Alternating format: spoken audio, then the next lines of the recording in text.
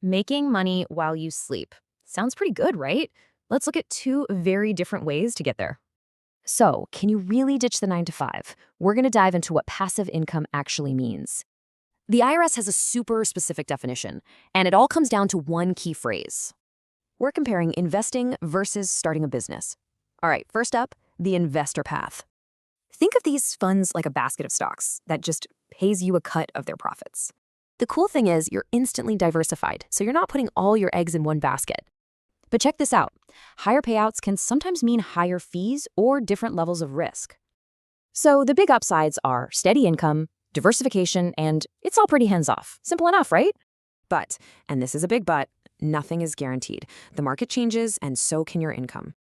Okay, let's switch gears from stocks to something you can actually touch, a vending machine business. So first things first, the startup cost. It really depends on how fancy a machine you get. And buying the machine is just the start. You've got ongoing costs every single month to think about. And at prime spot for your machine? Yeah, that's not free. You'll be sharing some of the profits. But hey, if you find that killer location, the monthly revenue can be seriously impressive. This is definitely not a set it and forget it deal. You'll have real-world problems to solve. All right, the money's coming in. Now, let's talk about the one thing that connects everything: taxes. The IRS basically has 3 buckets for your money. Knowing which one you're in is super important. And there's that phrase again, material participation. It's how the IRS decides if you're actually working.